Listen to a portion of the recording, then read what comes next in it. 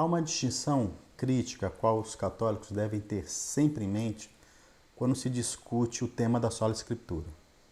Ela determina se a doutrina da sola escritura é verdadeira ou não, e se consiste em uma suficiência material ou suficiência formal da Sagrada Escritura.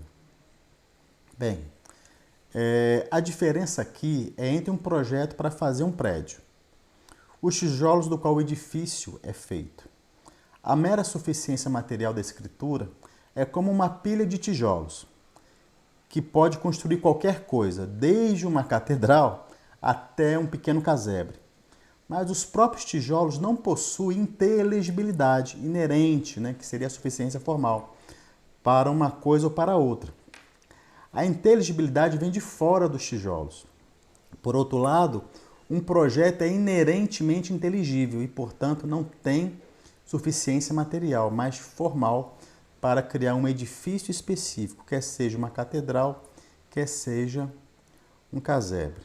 Ou seja, em termos de desenvolvimento, a alegação de que as escrituras são materialmente suficientes presume que a inteligibilidade da revelação vem de outro lugar que não a própria escritura. Um magistério definitivo ou tradição externa é necessário, para decidir o que fazer com os tijolos. Sem o magistério é impossível saber se os tijolos tinham a intenção de ser uma catedral ou então um casebre. Simples assim. A distinção, meus queridos, aqui faz toda a diferença do mundo. Do ponto de vista protestante, nada menos do que a suficiência formal é aceitável. E irá tornar a sola escritura, então, portanto, impossível. Por outro lado, na visão católica, não há nenhum problema afirmar a suficiência material das escrituras.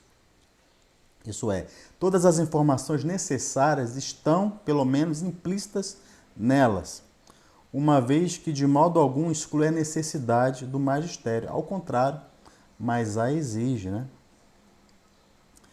Então, assim, é importante ter em mente isto porque torna a incumbência dos protestantes em provar a sola escritura, da Bíblia, mais difícil e então desconfortável. Não é suficiente para o protestante apontar para um texto que diz quão bom ou útil ou inspirado a escritura é, já que a suficiência material de bom grado abarca tudo isso. O protestante, então, meus queridos, deve mostrar que a escritura formal e claramente estabelece a doutrina cristã, de tal maneira que nenhum magistério ou tradição são necessários.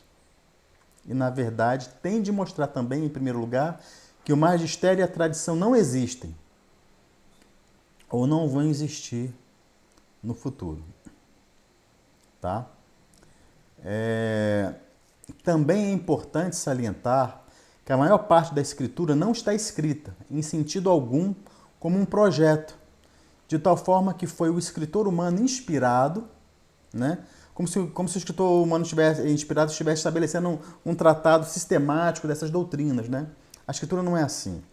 Em outras palavras, a Bíblia não foi escrita como um livro de texto, ou mesmo um livro de autoajuda, faça você mesmo. Esta é a maior dificuldade, então, para o protestante que procura provar a suficiência formal da Sagrada Escritura. Vamos tomar um exemplo aqui, o exemplo do batismo, que é o mais simples. Se as Escrituras são formalmente suficientes, elas teriam que expor de uma forma muito sistemática os efeitos do batismo.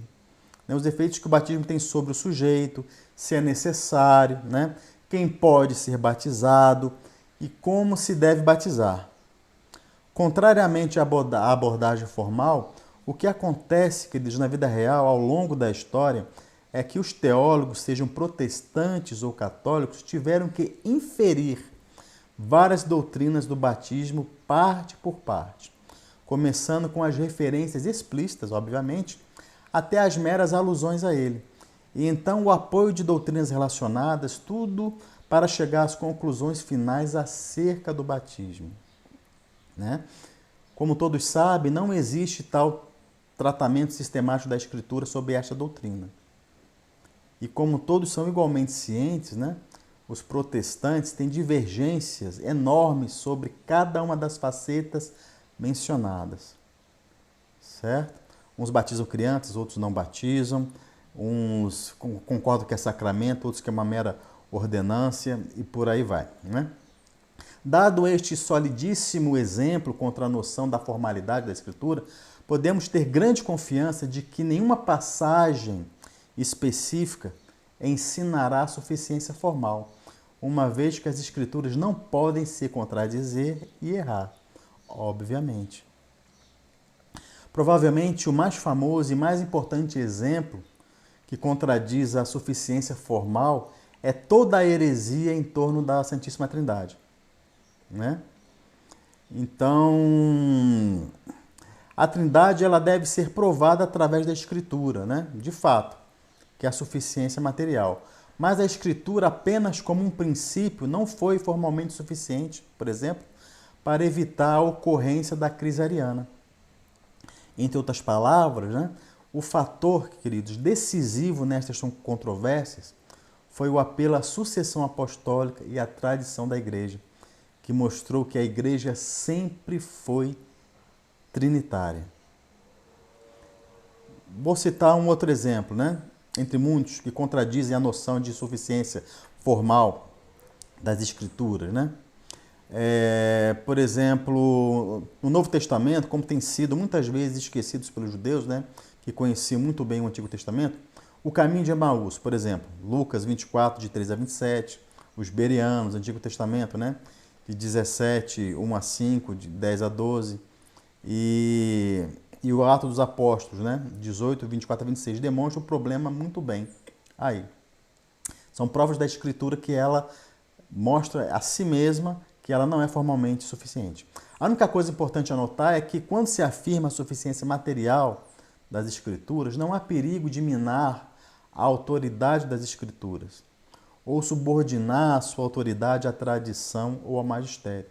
Perigo que os protestantes regularmente introduzem quando nós discutimos com eles, né, sobre esses assuntos. A razão pela qual não existe tal perigo entre os católicos é que a suficiência material, por natureza, significa que a tradição e o magistério são necessários para organizar os tijolos. Lembra lá que eu falei lá no início? Na ordem certa para formar a estrutura correta. Este perigo só pode existir se o protestante puder demonstrar a suficiência formal como verdadeira, e até lá será impossível dele fazer isso.